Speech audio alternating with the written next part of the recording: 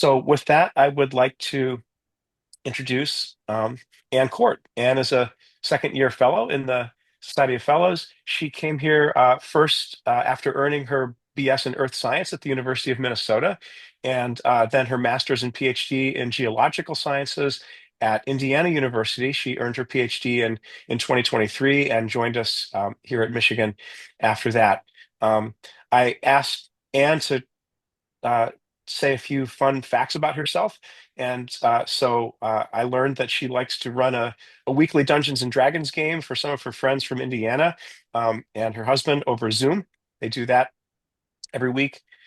She likes to start her morning by sitting in a big, comfy armchair with her coffee and her cat. And that sounds like something we should all try to do more of.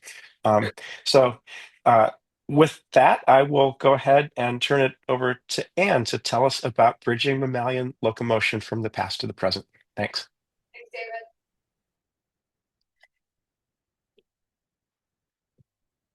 All right, so I'm broadly going to be talking about the stuff I've been working on for the past year and a half since starting here with the Society of Fellows. And this has really taken a turn from what I had originally written in my proposal. So when I first came here, I had proposed this kind of big idea project thinking about how the fact that animals can move changes their response to environmental change if they can basically just pick up and go somewhere else. But as I started to approach that question and think about the best way to answer it, I found there was sort of groundwork that I needed to go through to really get at that well. And so what I'm going to be taking you through is sort of the big picture ideas that I'm thinking about, but then two projects I've been working on to try and lay some of that groundwork for really understanding how locomotion evolves and how it shapes animals' responses to environmental change.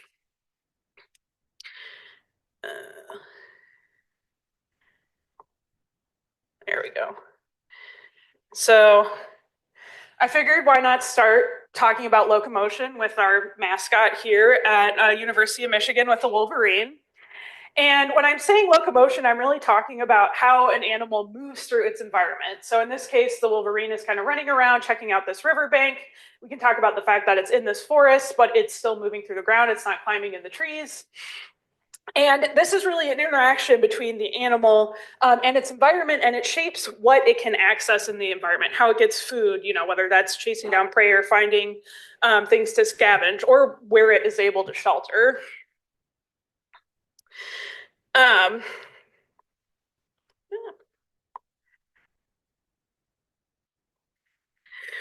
and so broadly, what I'm thinking about is if the environment changes, how does locomotion change in response in an animal? And this turns out to be a really complicated question to answer because of the problem of scale. So we can think about a really short-term environmental change where the animal changes what it's doing in minutes or maybe even over the course of a year. And that's a behavioral change happening in one individual. No evolution involved at that step. So you can think of the same Wolverine and it's experienced an environmental change. Now it's winter, the ground is covered in thick snow, and that's really changing how it's moving around. It kind of has to do this hop to get through the snow. And it turns out they can actually go up a tree too. They're not confined to the ground as long as they are sufficiently motivated, like by this bait that the person recording the video has put out for the Wolverine. What I'm really interested in is not this behavioral change, which is what we can observe on human timescales, but how morphological evolution shapes locomotion in a whole species. So not just one individual, and over thousands or millions of years, which are the timescales I'm thinking about in paleontology. But like I said, this is kind of a hard gap to bridge when we think about the behaviors we're actually observing and the changes that are actually evolving. So when I say morphological change, I'm broadly talking about the shape of the animal and how those vary. And this is 4 species of living carnivorous mammals that share a common ancestor that lived about 45 million years ago. And we can say something about their locomotion just from how they look. Each one of these animals is particularly good at a certain form of movement. So you have an otter, has this really lanky body, this kind of flattened tail, and is particularly known to be good at swimming. We see them swimming a lot. They seem to be pretty good at it. And they've got a shape that seems to be kind of conducive to that. On the other end, we have something like a wolf that has these very long legs, and it seems to be really good at running, and they do a lot of that. So there seems to be a connection here between these locomotor behaviors and morphology, and how this connection evolves through time is kind of what I am interested in. But at a basic level, what I found myself asking was, in order to ask how these adaptations evolve, we need some way to measure them. How can we say that an otter is good at swimming? So if we go back to this original Wolverine video, there's a lot of different ways we could describe how it's moving. So we could just say it's walking or it's running. But we could get a little bit more specific. We could describe the footfalls that it's taking. We could say what speed it's moving at. We could talk about what substrate it's moving over, that it's grass, or on the riverbank, that it's a flat ground versus a steep ground. And you can imagine this being a single snapshot of what this animal is doing, and it being capable of a lot of different behaviors over its lifetime, and maybe even some variation within the species where different wolverines do different things. This becomes a big problem of how we actually describe locomotion to kind of get at these bigger questions. So I've been thinking a lot about how we measure locomotion, and that's because I come from a background where we're thinking very broadly. We're just basically putting animals into these categories where we say, okay, and this is a big family tree of weasels and weasel-like things. But what I want you to pay attention to is that each one of these species is labeled with a color, and those correspond to a different style of movement. So swimming in the otters, digging in the badgers, and climbing kind of in the martens. And this is useful because this gives us some level of comparison across lots of species. We can categorize otters as good swimmers and say those are different from our badgers, which are good diggers, but we're losing a lot in this sort of broad level categorization. On the opposite end, we could do really detailed studies of behavior, and this is from essentially a dictionary of sort of postures and behaviors we can see in primates, where someone could sit and follow and record very precisely how much time different species of primates are spending in these positions and sort of how they're doing their different movements. And that's a really rich data set, but it's kind of hard to do for many, many different species to look at these broad evolutionary patterns. The second thing we need to think about is, okay, if we come up with a good way to measure locomotion, one that kind of meets this need to be comparable across lots of species, but maybe not so broad that it starts to become a little meaningless. Then we want to compare to skeletal morphology and actually ask, how does the shape of the skeleton help with certain forms of movement? And I wanted to talk for a second. I've got my about how we can think about this, how the skeleton affects movement. So the skeleton is basically a series of levers that are pulled on by muscles. The forearm is a really nice example because it's a very simple lever that we can use. So you have your bicep, you have your elbow, which is the fulcrum of the lever, and then the bicep attaches in front of it, your bicep pulls up, and it moves your hand. In us humans, our forearms are pretty long, so for the relative movement of our bicep, our hands move pretty fast and pretty far.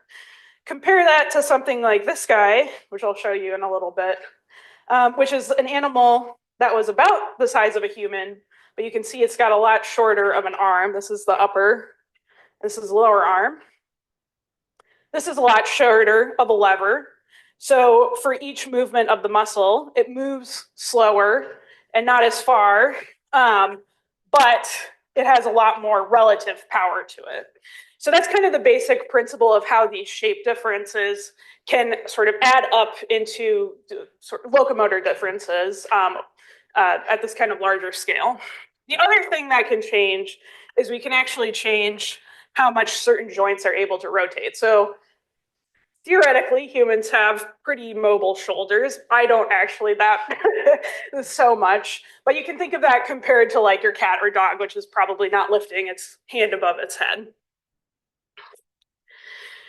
So how do we connect these two things? How do we connect locomotor behaviors to morphology to get an idea of what morphologies are better at what behaviors? And this is from my own paper, because I only want to roast my own papers.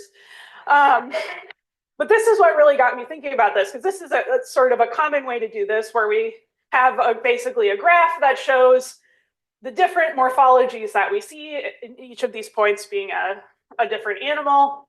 And we've kind of got a map of that, and then we map onto that which ones belong to which locomotor category. But there's a few problems with this. And the main one is that you can see, one, there's a lot of overlap.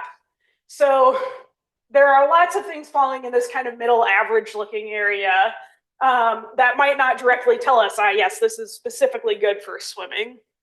The other problem is these categories are very broad, so that we end up with a lot of different morphologies getting put into one category.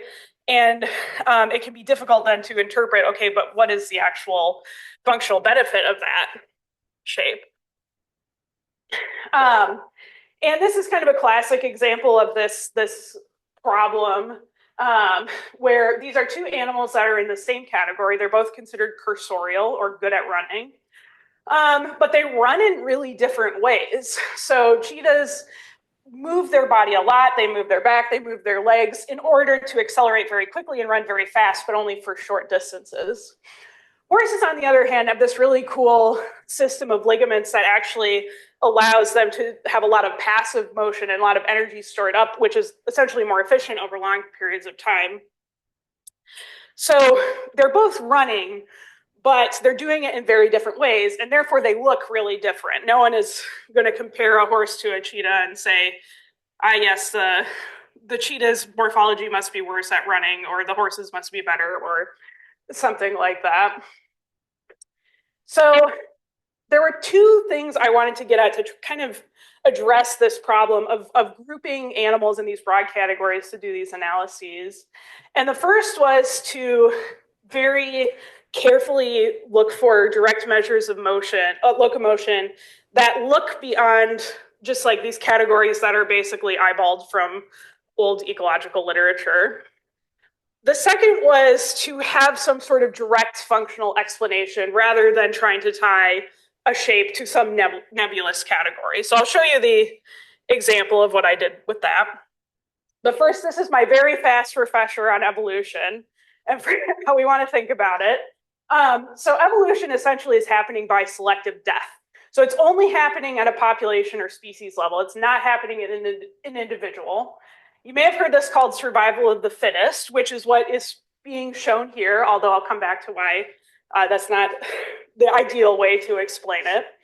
But if we think about that for now, it's kind of this idea that certain morphologies, or maybe for the term phenotypes, are better at either avoiding certain forms of danger or gathering certain resources that other morphologies can't. And in this case, our green beetles are worse at not getting eaten by the bird than our blue beetles. And eventually we end up with a population that's mostly brown beetles. Hard to say brown there. So we really need to think about this connection of what would be the specific functional advantage of certain morphologies.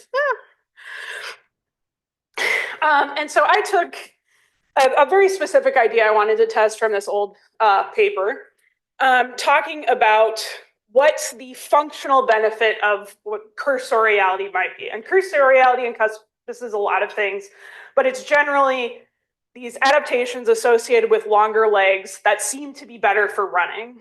And essentially what this quote is saying is that longer legs might be good for running or moving quickly, but it could be that they evolved not for running or speed, but actually for efficiency of just walking over long distances. So this got me wondering, because the way they test it in this paper is to look at speeds of animals, and they show that there's not a strong correlation between cursoriality and speed. But I wondered about the distance aspect and whether are more cursorial animals actually moving farther. And it turns out we have pretty good data sets to test that now. So I took data from this database called MoveBank that collects GPS tracking data for all sorts of animals from all sorts of projects. And in this case, I have now more in my data set than just the carnivores you're going to see now, but I figured for simplicity's sake, it'd be a little easier to just stick to the carnivores. I do want to call out that this data is really time consuming to collect. And this sort of really specific detailed natural history data is fundamental to these types of studies. So I am very thankful for everyone who shared their data on MoveBank available to use. So the first thing I did was take all of the data, download it, and then split up all of the tracking points by individuals and calculate a path for each day the individual had in the data set. So the raw data of this basically looks like a ping up to the satellite of where that individual is at a particular time. And so I was able to kind of siphon off every set of points for a single day and then just connect the dots. So each line you are seeing here is 1 day of a bobcat's movement, of a single bobcat's movement. I could then look at how much it's moving and look at the distribution of this data. So there are some days where it's not moving a lot, less than 2 kilometers. There are some days when it's moving really far, up to 6 kilometers. But most of the time it's hanging around this 4-kilometer marker as much as it's moving. Now, for comparison to other species, I took the median and maximum distance because I wanted to see, okay, how much are these animals typically moving and how far are they moving at their maximum? Something I found really interesting was that not all of them had that nice normal distribution where we have like, nice median in the middle and then it kind of tails off on either end. The wolves were a little bit unusual to me in that for the most part, they were sticking around this 10-kilometer movement mark, which was actually less than I expected for them for how well known they'd be to be cursorial. But their maximum distances were huge. So we're kind of sitting at that 7-kilometer on average, but one day they're going 31 kilometers, which is far. So then I took my median and maximum distances for each individual in my data set so that I could look what my species averages look like. So each point in this box plot is one coyote's individual median distance. So there was one coyote that was just going 6 kilometers a day and doing fine. And then there was one that was on average going 20 kilometers a day and everything, the range in between. And this initial result actually looked really promising to me because I'll show on here. All of our traditionally cursorial guys, so the wolf here, the coyote, the jackal, the red fox, and the Arctic fox, they're moving pretty far. And those are the animals that are often categorized as cursorial in those sort of categorical analyses. And then the things that aren't seem to be moving less. Now, body size does make a difference in how far you move. Bigger things can move farther. But even when we factor out body size, this trend does seem to hold. And if we look at maximum distance, it's very similar where our non-cursorial things seem to be really maxing out well below what our more cursorial things are doing. So this was part one, just get at, okay, how far are animals moving and is there even a difference that we can measure? Now I wanted to compare this to sort of a classic measure of cursoriality that's been used on fossils to show, to infer whether or not fossil taxa are more cursorial. So this is based on the shape of the elbow joint, which is the same bone right here. It goes like that, and it's just the shape of this little part right here, because often in the fossil record, you've got like just that part of the bone preserved.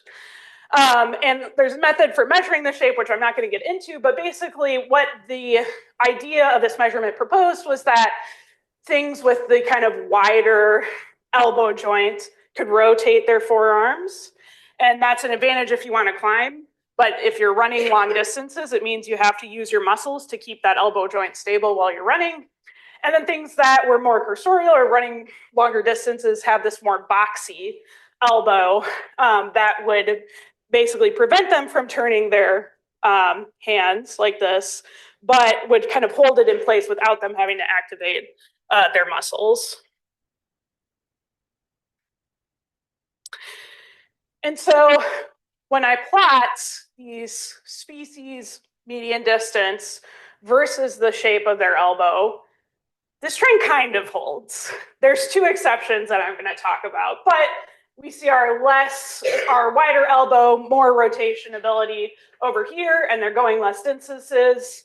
And our things that are restricted in their elbow joint are moving farther, as is sort of predicted by the hypothesis that was laid out. With maybe the exception of the fisher, which I'm going to talk about, and then the gray fox, which I will also talk about why they might be kind of outliers here. If we look at maximum distance, so that was the median or average distance before, there's even more clear of a divide where we have our dogs, except for the gray fox, are going really far, and our not dogs are staying around the same kind of distance that we saw before. So they really don't seem to be capable of doing these really long distance walks that the dogs are doing. Okay, so let's talk about, though, why might the fisher be moving more than is necessarily expected for its size? And the first thought that I had was, okay, we're measuring one thing here, the elbow joint. Maybe there's something else about how it moves that suggests efficiency over long distances. And so I looked up a video of a fisher moving, and I decided that was probably not the case. They seem to be bouncy, for a lack of a better word, and really not moving in any particularly efficient way.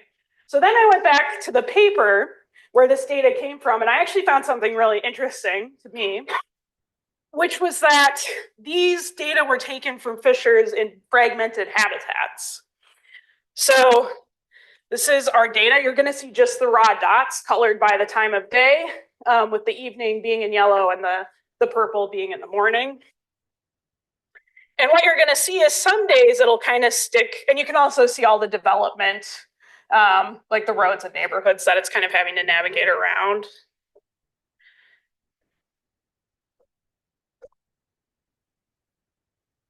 It'll take a second to get going. But what you'll see is it's basically having to move between patches of good habitat. So here, it was kind of hanging out, and then it'll go somewhere else, and it'll kind of hang out and go somewhere else. And it's possible that because it's in this fragmented habitat, it's moving more than a fisher in sort of a natural, undisturbed habitat would be. And this was exciting to me because this is the exact conditions where you would expect some sort of actual morphological evolution happening. If they're getting stressed, they're having to move farther than they normally would. That might make it advantageous for ones that are able to move more efficiently to survive and reproduce a little better. Okay, what about the gray fox? So the gray fox is really interesting. If you look at its elbow joint, it is very similar in shape to the red fox, which cannot rotate its forearm. But if you look at a gray fox, they very clearly can. You can see the ones there kind of hugging the tree and climbing up. And it turns out that this hole above the elbow joint, which was not included in my measurement, is a lot bigger in a gray fox and red fox than a red fox. So this is probably why it's able to do that rotation. And this is kind of a good cautionary tale in how one single morphological piece of evidence is not always going to get the same result. So it's a different morphology that is still achieving this forearm rotation, and kind of throws caution to using this as an end-all be-all measurement for this sort of efficient locomotion. It's also interesting because it's such a minor shape change. Those gray foxes basically look like red foxes, but they're totally ecologically different. They can climb trees. They're not moving nearly as much. They're living in different habitats. And it required really just minor tweaks to it. So these sort of subtle changes can have major ecological changes, and it's not always immediately obvious what those are. Okay, so now for the paleontology. We thought about how these different morphologies might be advantageous, but what is the starting point? What are we sort of building off of when we see these adaptations evolve? And how do different starting points change the trajectory of evolution that we see? So this is a very minor example of that, where our starting point was probably something similar to the red fox. Then we got a slightly bigger hole, and it looks completely different than the cat.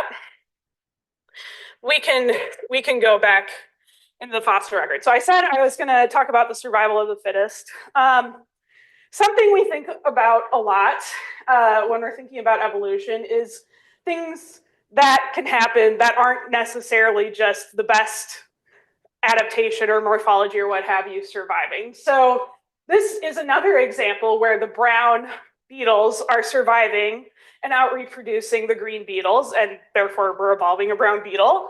But in this case, the green beetles are dying off from a totally random event of a shoe stepping on them. And that's why I kind of prefer, instead of survival of the fittest, proliferations of the ones that can actually proliferate. Because it's not always the fittest that's surviving. It's just whatever species or organism can happen to reproduce that survives. And that could be for a myriad of reasons, not just whichever one is fittest.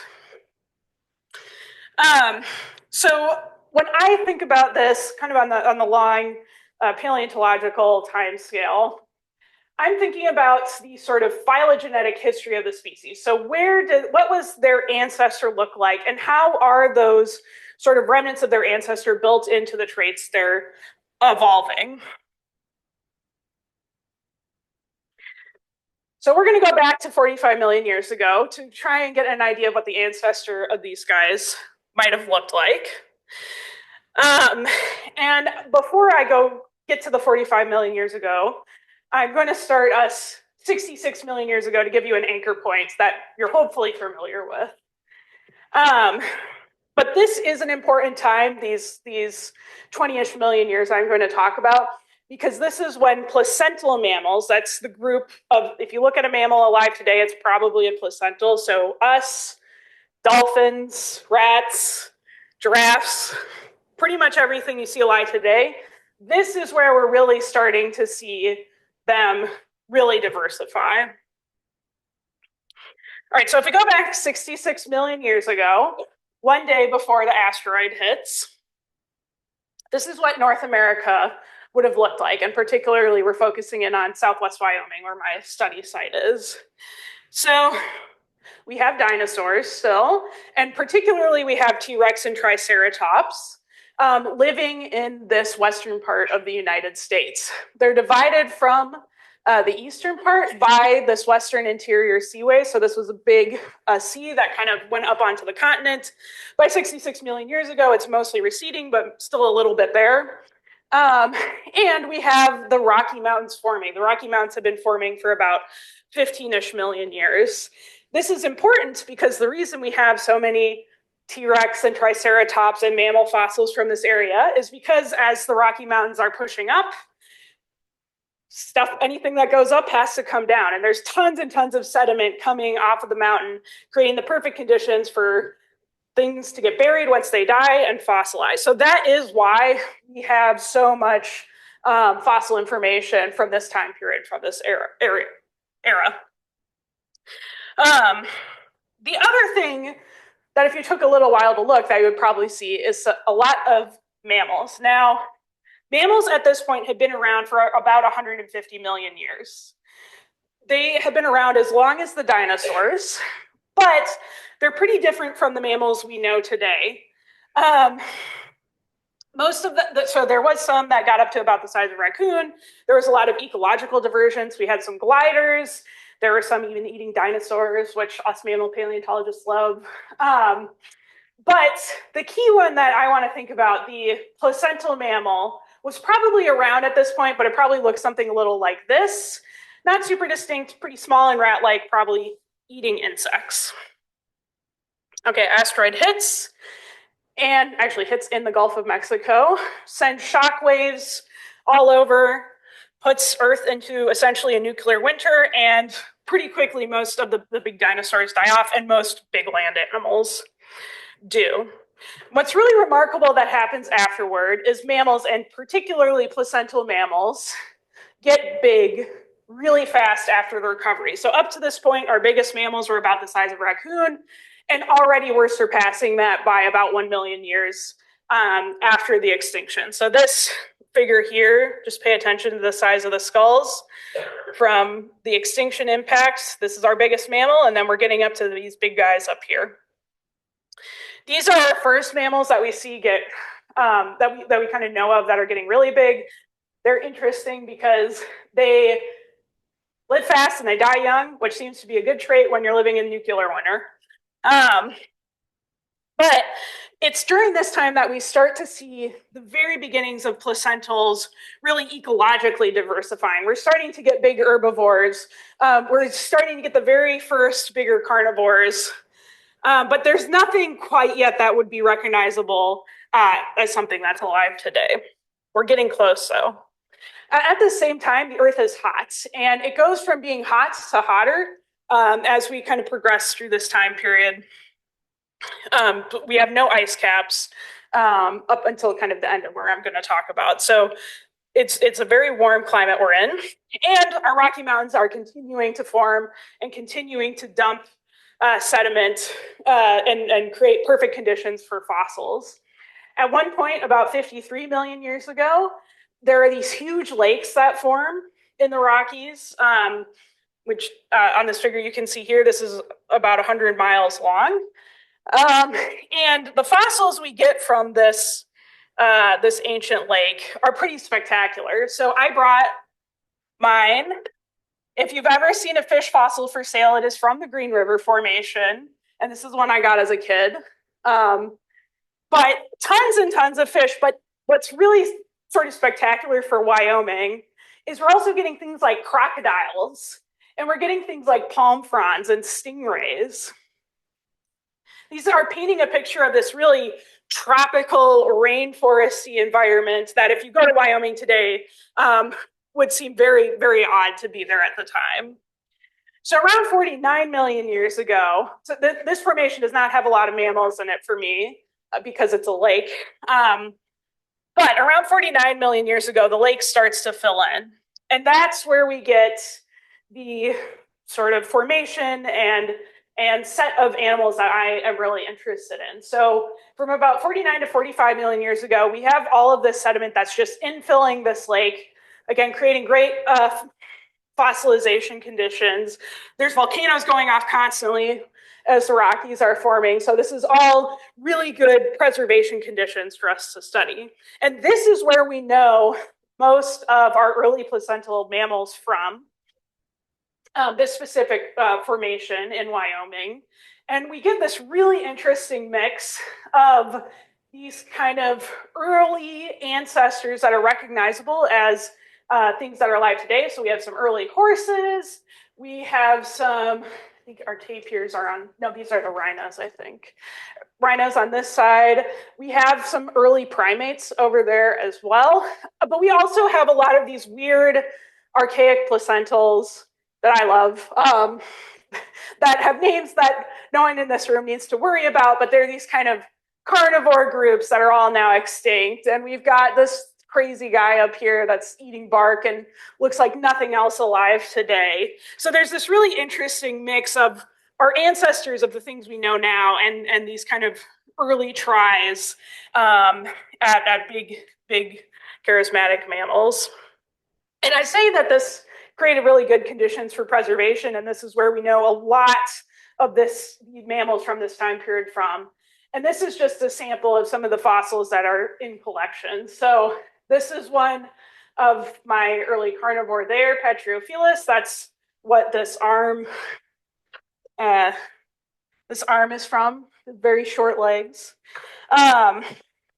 We have the ancestor that I was talking about before, maybe not the definitive ancestor, but a very close relative of the ancestor of those carnivorous mammals I've been talking about before, the wolf and the otter and such, probably pretty close to what their actual ancestor looked like. We have early primates, like I mentioned. This is an articulated hand when you're reaching out like that. And then for some reason, there's tons of these like pangolin relatives, which today pangolins are incredibly rare. There's only a couple species, and they were just doing great during this time period. We had multiple complete skeletons of them because they were burrowing and then dying in the burrows. So this is a really great place to work because we get these sort of really great partial skeletons. So now there are fossils in here that gives us a good starting point for where our modern animals are evolving from. But I also want a point of comparison, kind of maybe a what if you want to think about it that way, in order to see how this phylogenetic history, how the sort of traits that are already built into a clade change its trajectory of evolution.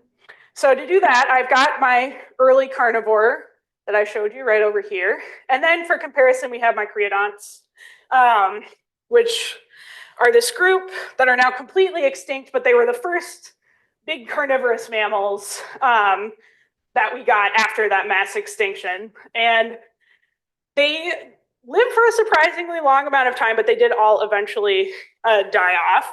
And in particular, the ones I'm focused on died off at about 40 million years ago, so about 5 million years after the end of the Bridger record that I have. And they're really interesting because they're often seen as direct ecological analogs for living carnivorous mammals. So we can start to ask about, okay, under what, if we have an environmental change, how are these carnivores responding? But they're also really different in some ways too. And I find that a really interesting point of comparison where we can almost trace, okay, if these seem to be doing the same thing ecologically. They're both carnivores, they're both small, they're living in forests, but what are the differences we see in their morphology? And could they be achieving this similar ecology in a different way? And this is a question that kind of came up from my PhD research where I noticed that some traits in our backbones seem to be a little bit more sticky. They didn't appear and disappear in the evolutionary record. It's just once a group had them, they just kind of stuck around and we're stuck with them. So in this case, this is this kind of weird shape of the articulation. But on the other hand, we have traits that are pretty flexible. So you'll see them appear and disappear a lot. Body size is a great example. Things will evolve to be bigger and smaller all the time. And that's a really important component to understanding how evolution actually works if we're kind of stuck with certain traits.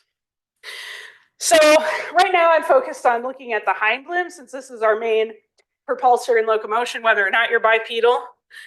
And in particular, I'm kind of continuing off of the lower back, which is where I started, into the pelvis and femur, where all of our big hind limb muscles attach.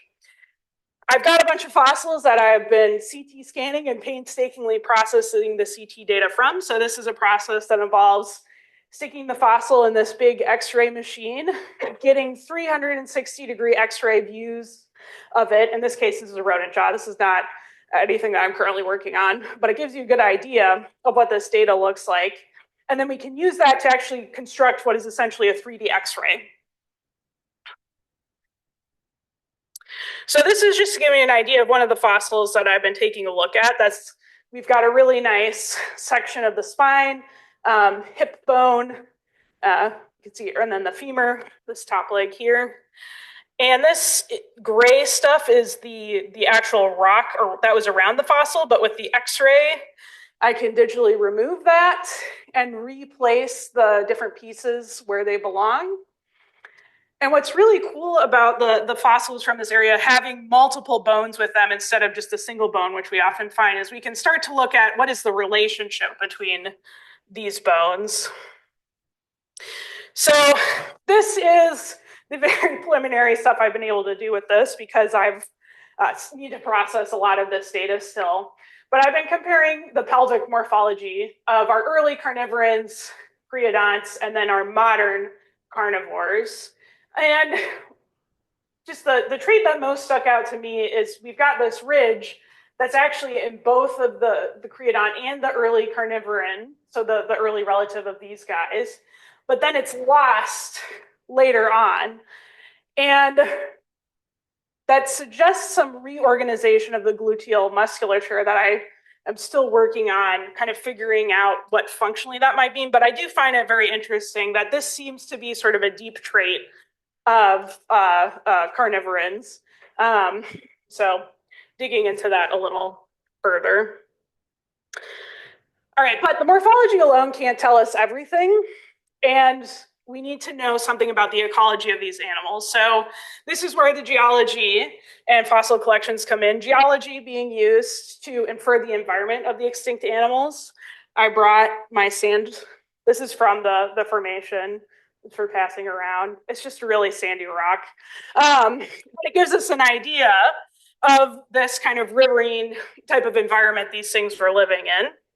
And then further fossil collection can also tell us what animals these were living alongside.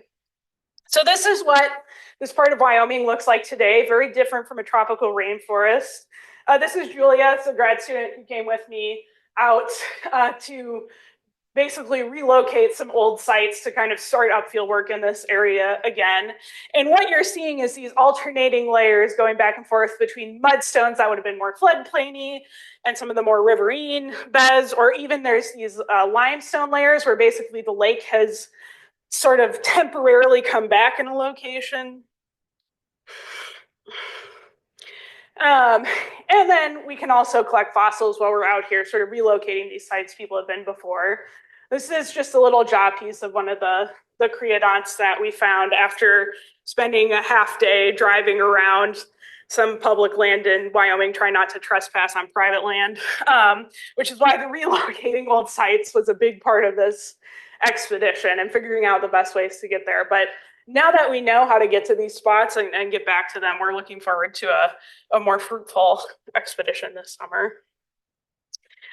So to wrap things up, I've been thinking about these big questions about how locomotion evolves, and I've come to the conclusion, shockingly, that it's complicated, but I think there are ways that we can approach this question, and specifically really carefully considering what we're measuring and the relationships between what we're measuring, and how what those can tell us about these big evolutionary patterns. So yeah, with that, these are all the people I have to thank, and I'm ready to take any questions.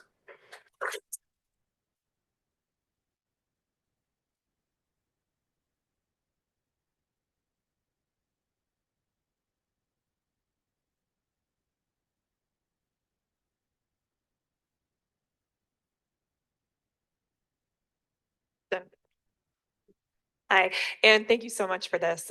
Really exciting to see. I have kind of an annoying question. So, I love this like big picture intervention that you're making into thinking about variation that the animals are experiencing, but in part watching the videos of your wolverines moving in this like, I don't know, springtime riverine habitat and then the winter. I'm thinking about seasonality, and this is partially because I'm a bird person, so moving has to do with seasons always for me. But with your data in MoveBank, do you think that seasonality and sort of like not just habitat fragmentation and land use change, but the change in the land through the seasons is going to impact the patterns of locomotion? Yes, it definitely is. And one thing I've been doing as I've been working with my co-authors on that project to kind of prep this data for publication is to go through not only all the papers to see if we have any cases like the fishers where they're in an unusually fragmented habitat or something else, but also to check the seasonality of the data we're getting, because some of it is year round, and then we can divide it up into our different season blocks and look at, okay, how is it moving in the winter? How is it moving in the summer? But some of them are only winter. And that is something that I'm very strongly considering as we start to kind of break down the data and look more closely at it than what I showed here. Yeah.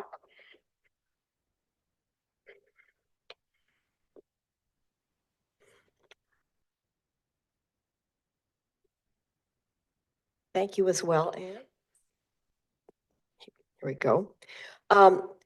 Since you're working with carnivorans, part of the lifestyle of a carnivoran is to catch animals to eat. And I'm wondering how you think about prey capture as part of the selective pressures that they're living with as through their lifetimes and then over the lifetime of a species and through an entire lineage. Yes. So that actually, to answer that, this paper,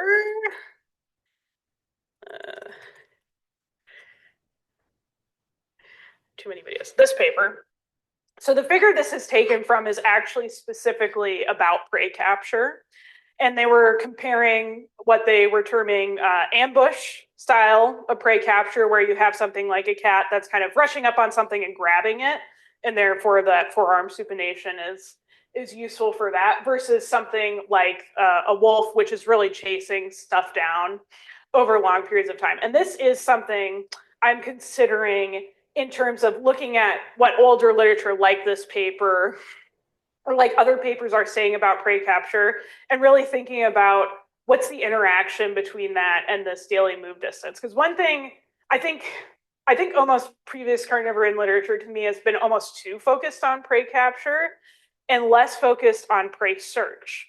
So actually going out and finding the prey that they want to catch. And this is one thing I found from reading the sort of movement GPS tracking data literature, was that this search behavior, just walking around looking for optimal sort of opportunities, is a big part of what they're doing. And actually, one of the papers that I found really interesting was comparing leopards. So these are all the same species, but ones that are living in more open habitats with less tree coverage are actually moving more. And it seems to be related to the need to just search more for food, because there's going to be less density of prey in those more open habitats. But it is definitely something that I think about in looking at these adaptations. Oh, yeah. Thank you so much. My question is time scale and understanding time scale. But the issue is when you have these kind of fossils that you find in the record, are there other fossils of the species that you find? Is there a big base of comparison based on individuals of a given species that you can look at? What if your I don't know, specimen has arthritis? Yeah. Right. I actually did find a specimen that I thought had arthritis, actually, looking at it. But that is really a fundamental question in paleontology. And there's all sorts of biases we need to think about, not just, okay, we have one individual. Is it a normal individual for this species, or is it really weird? And we even run into questions of, I'm going to say this is more a problem with the dinosaurs, but is this just a juvenile of another species? Is this a completely different species? And it creates all these fights about what's a species and what's not, and what's reasonable variation to expect. And we have lumpers and splitters, which are people who lump together everything. Oh, this is all part of the same species, or split everything into its own species. So that is a huge problem. And it's one that I don't think is ultimately entirely solvable, just because of the limitations of the fossil record, but it is certainly something that is always under consideration. Now, the two fossil taxa that I'm most interested in right now are the most abundant in the Bridger Formation. So I do have multiple specimens of them, and that's the exact reason I'm starting with them. This one in particular, Cynopa, there's a complete holotype of the Smithsonian, but I've also found multiple specimens here and in other collections. So starting with that as a point of comparison before working out to things where we might only have one fossil, I think is the way to address that problem. Mm-hmm.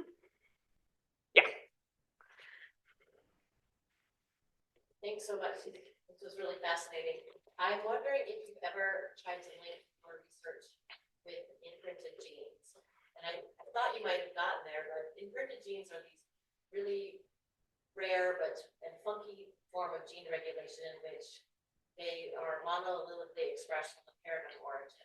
And they happen to have evolved with the eutherian mammals, the true placental mammals.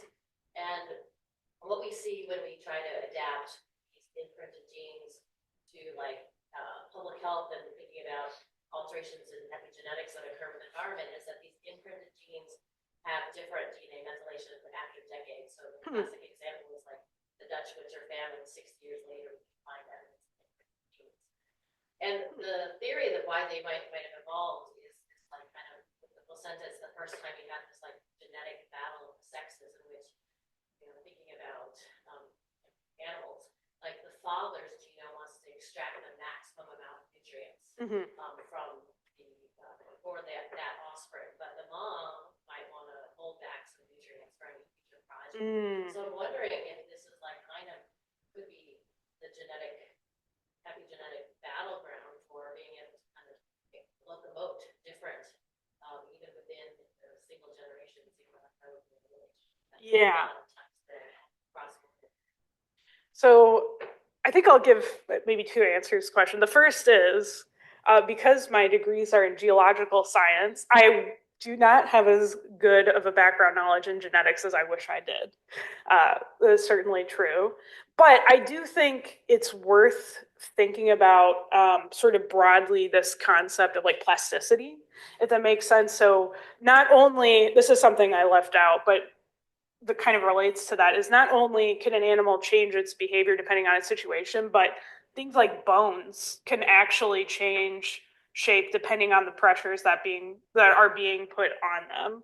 So I think there's like a famous example of a baker in Pompeii where the right arm is more robust because that seems to be where he's pulling out of the oven. So when we put stresses on our bone, they do respond to that. And those kind of things are very much something that are worth thinking about. But I hadn't thought about specifically the epigenetic part of it, but I do think having a better understanding of how that relationship between genes and morphology and plasticity is really important and really hard to get at. Yeah.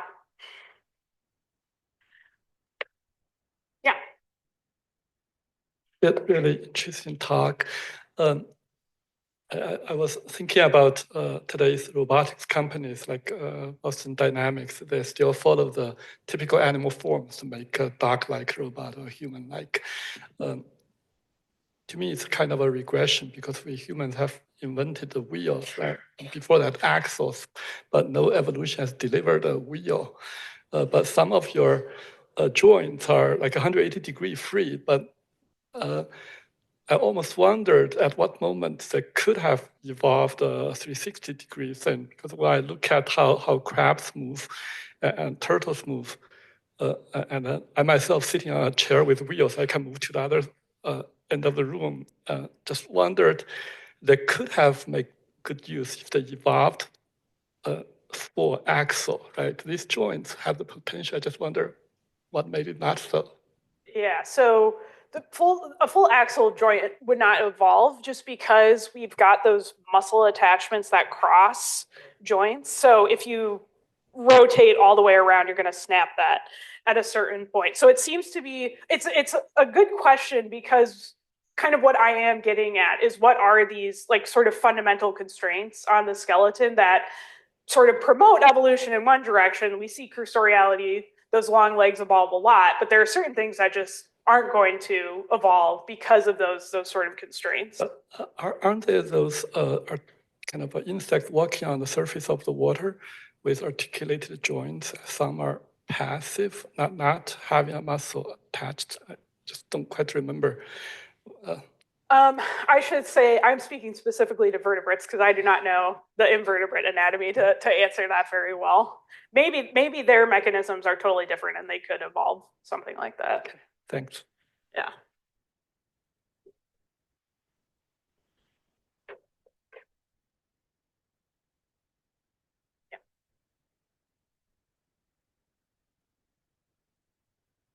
Hello? Oh, it's on. Yes. Okay. Thanks so much for that talk. I love looking at your slides with all the bones. And I really like the way you're leveraging, data that you can extract on distance traveled and pairing that with morphological data. So I guess I have two questions. One is the next step to try and put some, fossil elbows into the pattern you're seeing with relationships between distance traveled and anatomy? And do you have some taxa in mind that you want to maybe reconstruct ranging patterns? And then I guess my second question is, since I have the mic, I'll ask two questions. Are there other data sets you've thought of to try and integrate with distance traveled and anatomy? Like, it would be great to have kinematic data or something like stride length, but obviously we don't have like a good amount of that from the wild. So I don't know if you're thinking what else you can add to this really interesting combination of traits that you're looking at right now. Yeah, so to answer the first question, I do have fossils from the Dove Springs Formation, which is Miocene, so like 12 to 8 million years ago, so a lot younger, but because of that, it's all animals that have close living relatives and we're not in like weird creodont land.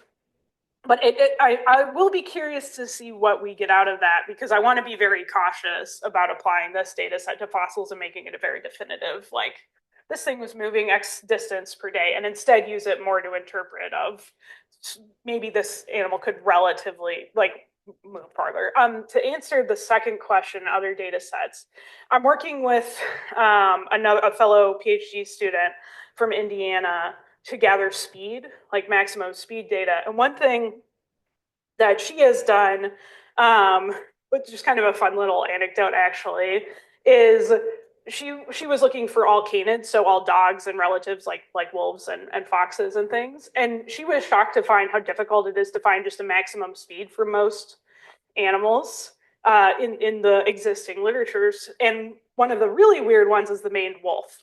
So if you've never seen these guys, they have ridiculously long legs. Like they look like they're on stilts. And they've always been labeled in prior studies that use the categories like I showed as terrestrial rather than cursorial. And she went and dug up why that is. And it turns out it was a reference from, I think, 1950, something around there, where the guy said they walk funny, basically. And they do walk funny. But it turns out, as she found looking up videos of them that were public online, they can also run really fast. And she actually estimated a speed from the video. So I think using that kind of data of speeds that have been recorded in the literature, but I do think there is something to tap in the really rich online videos, especially for animals like carnivorans, which are a great starting point for this kind of work because they're charismatic and a lot of work has been done on them. Yeah, does that answer your question?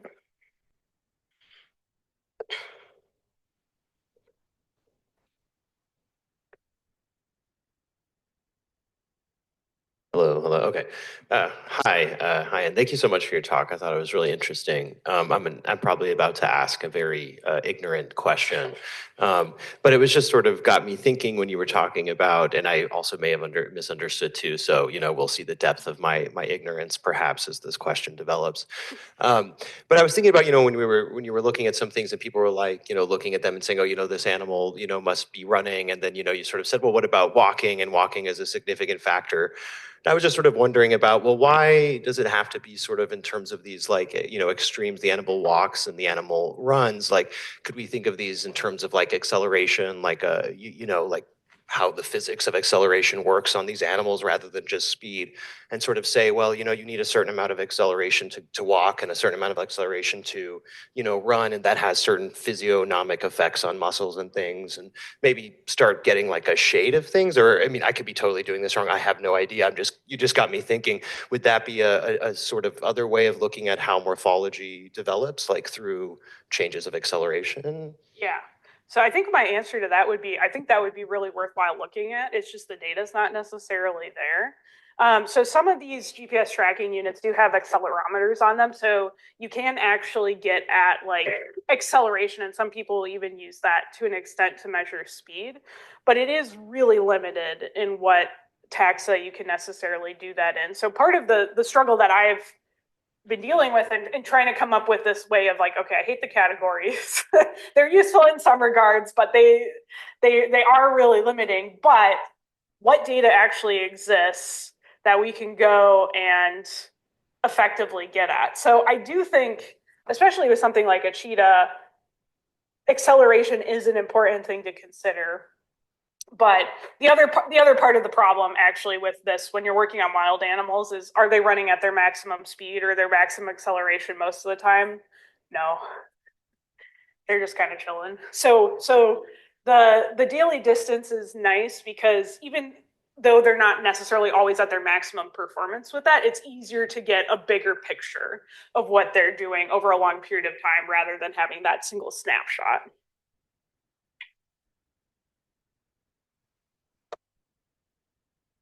Thank you. That was very interesting. So I was interested in the distinction between sticky characteristics and more dynamic ones. Mm-hmm. And I was wondering if you could say a little bit about the reasons why a characteristic is one or the other. Does it have to do with the fact that it's like less correlated with other characteristics? What are some things that going on? That's a big question. And it does have seemingly a lot to do with this sort of what you might term integration with other characteristics. So sometimes we'll talk about modularity and integration, where you might have different modules that can evolve independently, but within a module, you might be integrated. So like the face would be a module, and the kind of classic example is your upper jaw and lower jaw are correlated because having your upper jaw evolve out to here and your lower jaw be back here would be bad, like functionally.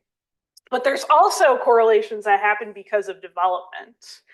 And so this is, I like my funny stories with students, but I once had a student in a 100 level class really adamantly tell me that whales were going to evolve gills someday. And I had this discussion with him about, okay, that would be really useful for whales. You know, they're underwater, so breathing underwater would be good. But what would it actually entail to evolve a gill? A gill is a hole in your neck that lets water in. And fish have gills, and then closed up those gills, and in land animals, they actually turn into different things. So our jaws are kind of an ancient gill arch. Our like thyroid is kind of part of that system too. So not only would the whale be getting holes in its neck, if it were evolving gills, but it would also be losing some of these fundamental things that it needs to live. And the fish never evolved those features from those particular structures, so they're fine keeping their gills, but sort of once they're repurposed into these other things that are super fundamental and functional, you can't really go back. So there is sort of this sort of locking in almost to certain traits, and it depends on the trait we're talking about, why it locks in. And sometimes it's kind of unclear, to be honest. Like I did not find a single good explanation for why that S-shaped lumbar articulation is so sticky in so many things, but it just is. And maybe there's a developmental reason, but I'm not sure. But it is definitely something that I'm very interested in. What are these traits that are sticking with what aren't?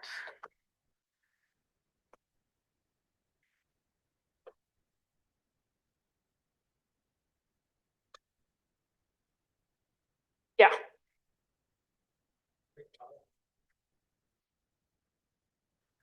Do you see any fundamentally different mammal morphologies in the fossil record that aren't represented in the extant data? We see that sometimes in other fossil records, but curious about mammals. So for placentals, my just intuition would be it's more kind of combinations of features that we don't see. So that weird articulation in the lumbar is found in living mammals, but it's only found in like bison and deer, which is a mile away from this thing. which is why it stood out to me so much when I was doing that project. So kind of that in combination with these short legs and all of this other stuff just stuck out as unusual. But can't think of something I've seen where I've gone, this is outside of any living mammal. Now, I think if you went and looked at Mesozoic mammals, that would probably be the case. These things that are totally outside of placentals, and they still have ribs, like they don't have a lumbar region, they've got ribs all the way down their spine and all these other things.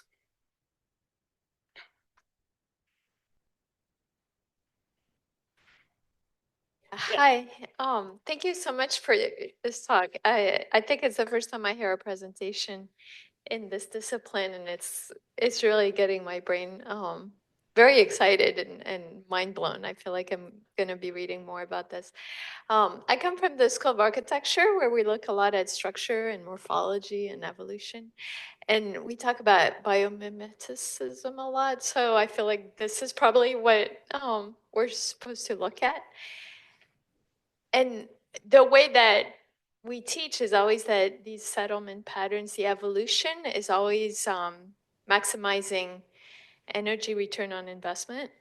And so I go back to the question about prey, and I'm thinking through, is there data on simply the number of calorie intake and how much it's worth their weight and the metabolic rate of like how far it's worth running to get something based on the amount of work that the displacement of their body's worth? Yeah. So actually, interestingly, first, I have a UROP student who is in the School of Architecture, and he's helping me with a machine learning project because he is very good at that.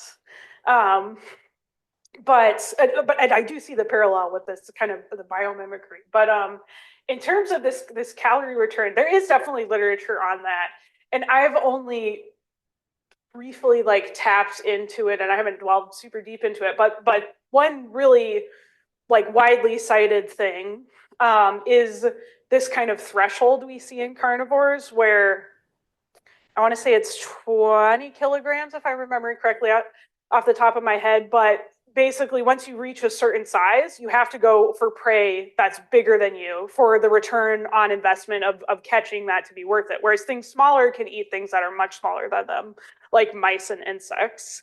That's not to say, though, as I've kind of learned in doing my research, that's a like end all be all rule. There are little things that will still go after pretty big prey. Like if you've ever seen like a mink go after a rabbit, the rabbit can even be a little bit bigger, but they're pretty scary. They can get it. And things like wolves will eat mice when they need to.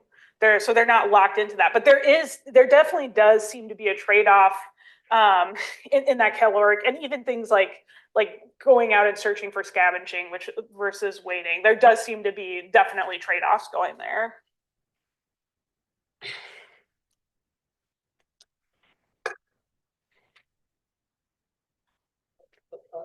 Point of metabolic efficiency, I immediately think about panda, which is the least efficient, least fit, or athletically or metabolically. I guess one reason is they don't really compete with other species. So long as they are better ones in their own species, they have a path to exist, right? So that's the quirkiness or the contingencies of the evolution.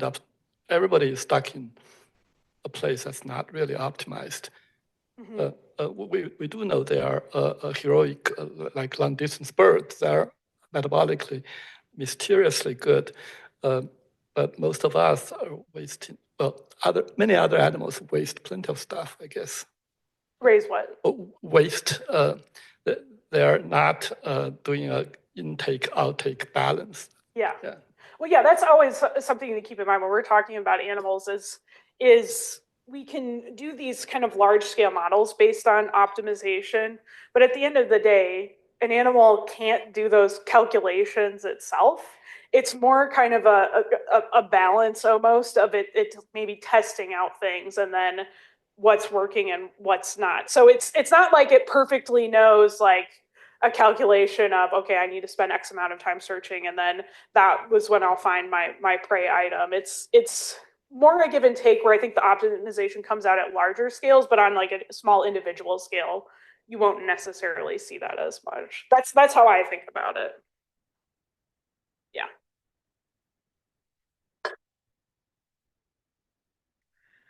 Yeah, thanks for this talk, Anne. It was really interesting.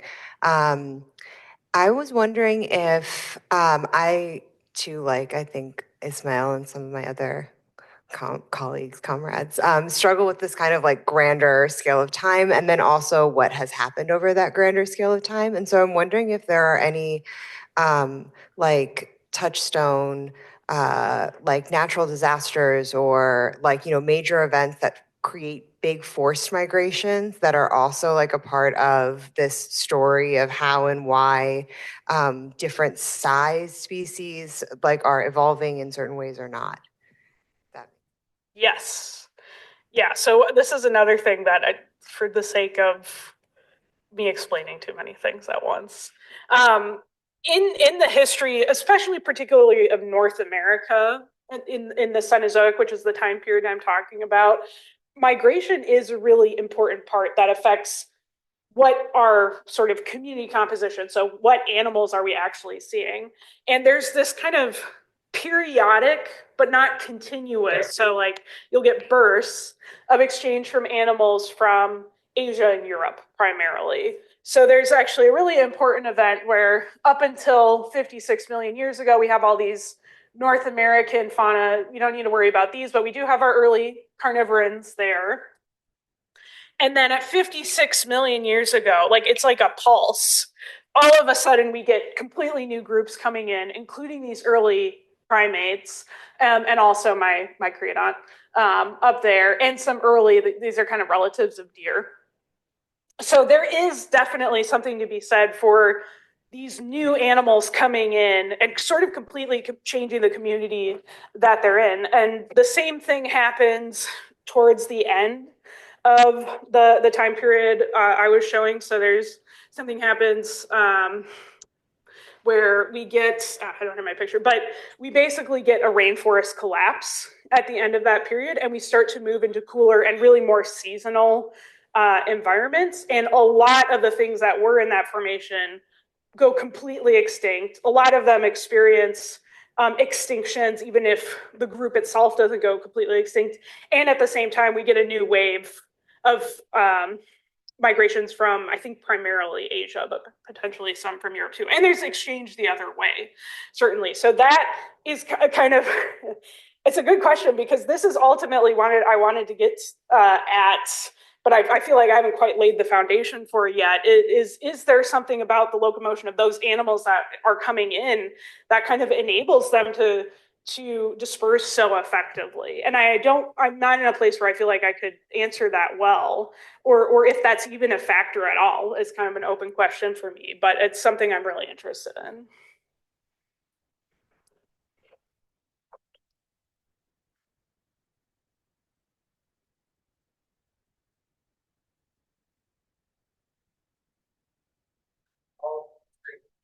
The thing where you were showing the lumbar of the one that has the ridge and the ones that don't. Yeah. And then you mentioned that the question is about next steps with that.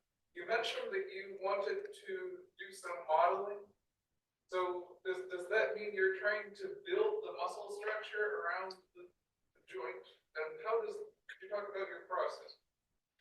Oh, with this one, I did do a little project where I didn't build the muscle structure around it, but I had a simulation of how far the joint could move in any direction with and without that ridge. And it's basically a matter of putting 3D models of those together and then rotating them until the models collide into each other. And that gives us sort of a maximum amount of rotation that's possible. Since the minimum is hard to get at, since it's harder to reconstruct soft tissues, we can kind of approximate where muscles were based on the sort of scars they leave on the bone, but it's hard to know exact amount, and it's even harder to know the sort of cartilage, exactly how much there would be in between that. Mammals are really great though, because they have a lot less of that issue than like dinosaurs do, which their entire ends of their bones would have been cartilage. But yeah, that's how I approached getting at the function of that. Talking about modeling in a more nebulous sense, how sticky of a character it is. That I plotted the character on basically a family tree of different species and said, all right, who has it, who doesn't? Are we seeing it get lost and reappear a bunch of times? And it turns out, no, it seems to just evolve once, maybe twice, and then it just sticks around in different forms, but it's definitely there. I don't know if that answered your question. Yes, okay. Oh, there's 3 chats. Okay, never mind.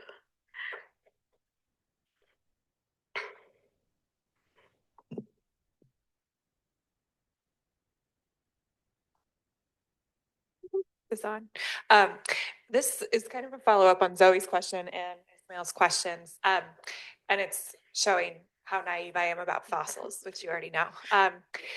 Do people try to reconstruct things like dispersal or these migrations as sort of like range shifts from fossil data because you're so limited in the data? And so how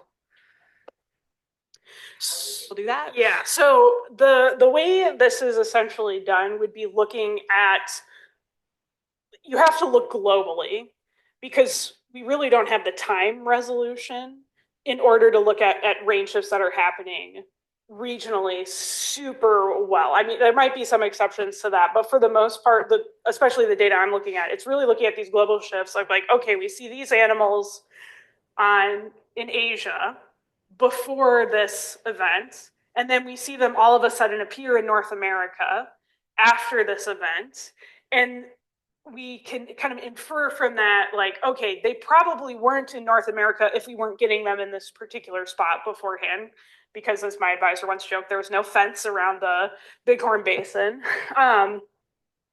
But it is really tricky because it depends on what times we have fossils where, or where we have fossils from what times. So the fossil record of Africa from this time period is not very well known. And so there's a big question of where these things originated in the first place, because it's not like we have perfect coverage all over the globe for every single time period. And the reason we have so much North American data from this time period is because of the formation of the Rockies. So we're kind of making inferences knowing that we're basing it off of this small area. That's the small area that happens to be preserved. So that's kind of where those are coming in. And then there's geologists who will reconstruct when land bridges might have appeared at certain times based on like paleogeography, but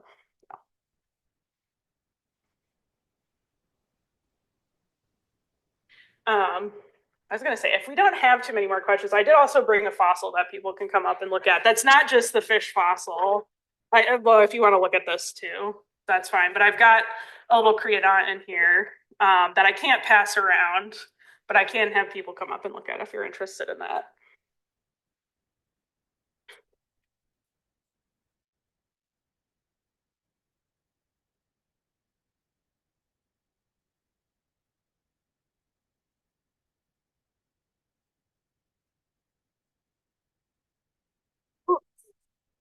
Yes, and thank you for coming.